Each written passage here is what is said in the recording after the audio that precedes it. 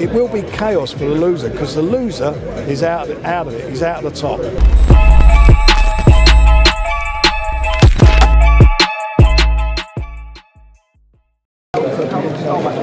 It's taken a long time for it to happen. The catalyst is the fact that it's His Excellency, his team, Saudi Arabia, the Riyadh season has made it happen. Just on your side of events, we saw that Deontay Wilder lost out on the 23rd, and then it was a sort of conversation as to the next best fight. Was Francis Ngannou that name that was thrown out straight away? There are a few names out there, but that's what the name was settled on, and it's obviously it's quite an intriguing fight, isn't it? I mean, it's a Jeopardy fight for AJ, I think, in as much that, you know, did he need to fight this guy?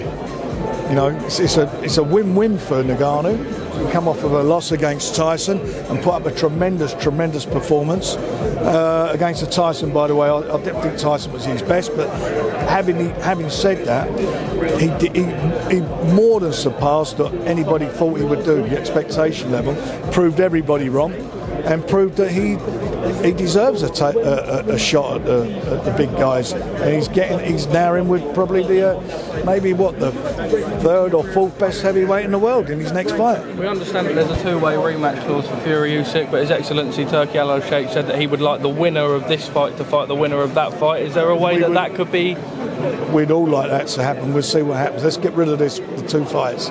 Could we get a prediction on your side of events? We know that Francis Ngannou can stand and bang, and he can move a little bit as well. We obviously saw how improved Joshua was last time out with Ben Davison and against Otto Wallin. Yeah, he did look improved, and you know, he done what he had to do against Wallin. What do I think about it? I think that Ngannou we know he's a puncher, and he's tough. He's a rough house. If he catches AJ on the chin, will he knock him over? We know he knocked over Tyson. So you've got to feel that would be the case. Can he do it, is the question.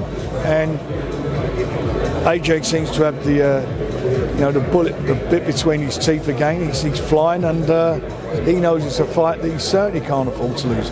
This fight's got all the elements of everything. It will be chaos for the loser, because the loser is out of it. He's out of the top. He's finished. The winner moves on, and as you said, His Excellency said what he'd like to see happen, which we all would like to see down the road. So, you know, I think it's a real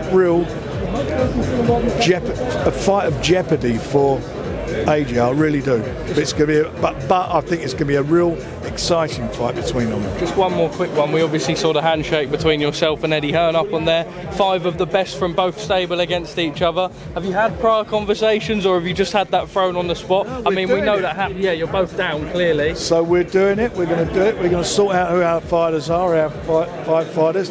There will be obviously a winner out of the 5, won't they? Somebody's going to win 3 fights, and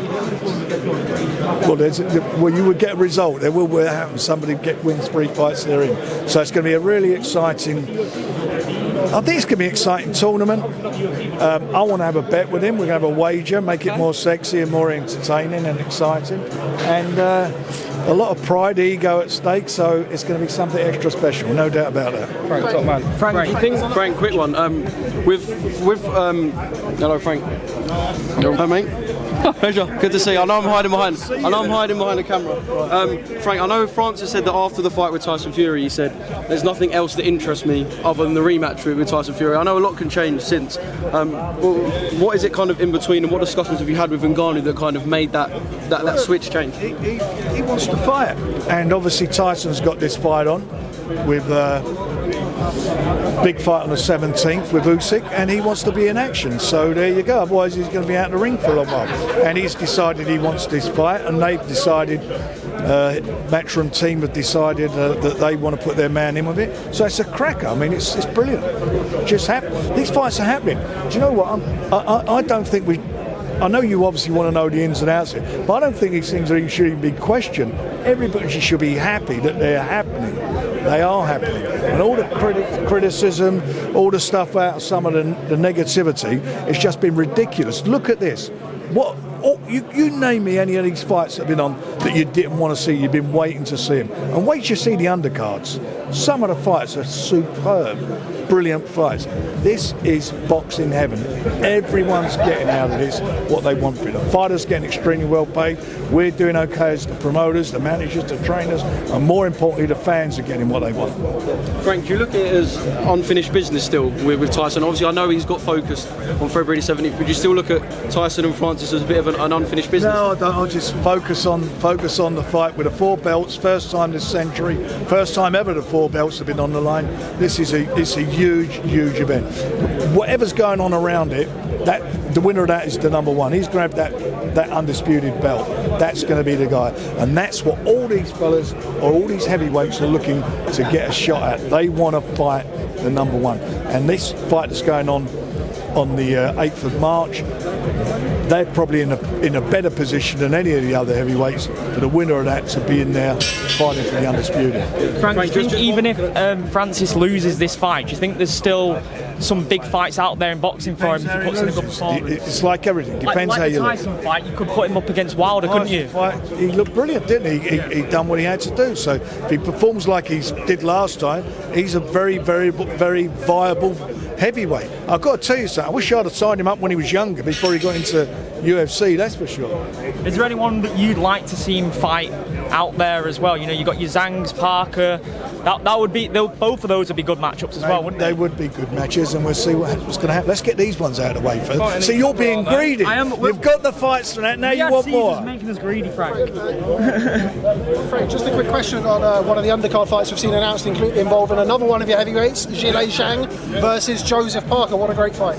It is a great fight. It's a brilliant fight and a very meaningful fight for the WBO interim title, and the winner of that is the mandatory challenger, and that organisation will call for a mandatory soon. Do you have any idea what the sort of time scale is on the mandatory for the WBO? Off the top of my head, I haven't. I think the IBF is next, but you know what? They're great fights. Let's watch the fights. Enjoy them. Just enjoy them. If you've got a conscience, you'll be there. I'll be there. I know you will, because you've got no conscience. Turkey made a little comment about Oscar De La Hoya and he's come back and been quite vocal against it. We want to see all promoters cooperating, and I suppose if they're going to be vocal and say that they're not involved, then so be it. Leave them to one side. Is that sort of you reiterate that? Who really cares about them? If they don't want to be involved, they don't want to come to the party. They're missing a great party. A great party. You know, why is it all the fights have got to happen in Vegas, the big fights? You know, why is that the case? Because the casinos pay big money. What's great for us, Britain, is when these fights happen, these particular fights that are on in Saudi, you can watch them at prime time. You're not got to sit up in the morning till 5 and 6 o'clock. You can watch them prime time. Brad, it was the undisputed belt that was revealed there as well. Will it be the winner of this against the winner of Usyk Fury, or is the rematch clause involved in that? So we'll see what happens. Frank, do you think that Ngannou may be in AJ's head because of those comments where he said AJ would be easier to knock down than Tyson, because AJ was very quiet in today's press conference, as he has been recently? Yeah, well, I'll be honest, I've only been to 2 press conferences with him. That was the last fight in this, and he was quiet, as you say, in both of them. So you know better than I do what he says. Does it still feel surreal sat there being friendly with Eddie now after all these years? Because it's what fight fans want to see for so long, and you're delivering together, you're delivering absolute dream fights. Well, we are, they're great fights, and what everybody's going to be really pleased to see is when the both of us on the front of Men's Health together. Is this a long-term development with Riyadh season? Do you see this happening for 5-10 years now, delivering these sorts of mega fights? There's a massive look. The Riyadh season is in its 4th year. It's a massive cultural event. It's massive. Sports are on there. All different sports have been on there. We've had obviously the boxing. You've had football matches. You've had tennis. All sorts. You go through all the sports. They've all been on there. All sorts of music, from classical, hip hop, rock. Everything's been on there. Not just Western music, from other parts of the world, Eastern music. So it's a massive cultural event, and boxing figures highly in that. It opened it this year. Tyson opened it. So yeah, I see, as long as it's going on and we're delivering and doing what we're doing, of course, why wouldn't it be? And last one from me, I know Conor McGregor has attended numerous of these events. fights, and he's always said he wants to get involved with boxing. Could you and Eddie co-promote his return to boxing if that was to happen? Because he's always said he wants those mega fights in boxing. As we can see from today and recently, you never say never, never to anything. Yeah. Frank, just a quick one for myself. You've had a few negative press. One of your people is Carl Froch, who said that this is just a money grab fight. What do you make of his comments? A money grab fight? Yeah. Well, they don't fight for nothing. They're professional boxers. What's a money grab fight? You mean like he wanted to fight? Who was it? I think he's talking about Joshua. Money Joshua. grab. Who was it he wanted to fight? Jake Paul. Yeah, all right. Yeah. Was that a money grab fight? Jake Paul against Carl Froch? Frank, just want to talk about Nick Paul, who's got himself a world title shot against Ray Vargas. We've not announced all this yet. Well, we've seen it today from Ariel Helwani, I think it was on behalf of Mr. Alam Sheikh. It's can come you tell out? me about that potential fight? That potential fight is a great fight for Nick, and I'd love it to happen, and I'm quite confident we will get that fight on. Just with yourself and Mr. Hearn, is this something that we can see now in the UK, or is this something that this newfound relationship for Riyadh season only? No, we have. Look, you know, at the end of the day, we are rivals in promoting. In this particular, we're not stupid enough not to let this opportunity stop fights from happening. Fights that everybody wants to see, including ourselves, because we're fans. And in the UK, we will carry on being, I'm quite sure, competitive with each other, because all these boxers, whatever, it's what happens in boxing. Eventually, they're going to retire, get beat, or whatever they're going to do, and you've got to get the next generation. So we'll be working on bringing him through the next generation. And whereas Vegas was the place, certainly when I started out, any fighter won a world title, they'd be off to Vegas defending their title out in the States, and you wouldn't see them again. Lennox Lewis did it, lots of fighters did it. And you can see all these youngsters coming through and wanting to go to it, which I think is going to be the biggest home of world boxing, which will be in Saudi, which will be in Riyadh. And you can see that happening. But that's not going to stop us doing what we've always done, developing, bringing fighters through, and still putting big shows on in football stadiums. That will happen. Does it present a different challenge for promoters in the UK? You know, fighters we've seen recently, people talking about fighters holding out for the Saudi money, so on and so forth. Look, there's only been a certain amount of shows on. So if you all want to, they ain't gonna. It's not about holding out. It's about having an opportunity, and it's not just about British fighters.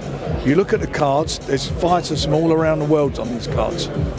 Just final one from me. A former Anthony Yard opponent this past weekend, Artur Beterbiev, stoppage win over Callum Smith. Now you're a boxing man, Frank. Did you get time to watch it? I did, and I thought Beterbiev done a job. He done a good job, as you know, as far as if you were Beterbiev, he done a good job, and it just shows you how well he did as well, Anthony Yard.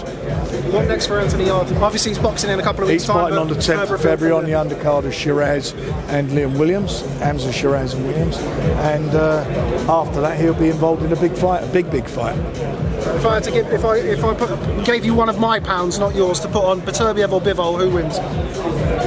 Beterbiev. Frank, sorry if this has already been talked about, but obviously this in March, Usyk and Fury in February, and this in March, Zhang and Parker as well on this card. How much does February-March set up a brilliant 2024 for the heavyweight division as a whole? Heavyweight division's been brilliant. I mean, since Tyson stepped into the ring with Ngannou, it's changed the whole dynamic of the heavyweight division. We're seeing the fights that everybody's been wanting to happen, and the catalyst for it was I said at the time it'd be a game changer, and that was a game changer, and you've seen the game change now. In terms of the Matchroom versus Queensberry card that you mentioned, how star-studded do you expect that one to be? Well, I don't think we're putting our worst out, that's for sure. So I think going all the way up Saudi, aren't you? So you know, it's going to have to be a competitive and a good card. So it's going to be brilliant. When Joshua be included in that, or would that have to be something separate? Fury and Joshua? No, we don't know. Definitely not. What sort of time frame are you targeting that for? Summertime, towards the end of the year? Well, it'll all happen very quickly. We'll have to see. Well, that would make a great annual event. Just an idea out there. It would make a great monthly event. Sorry,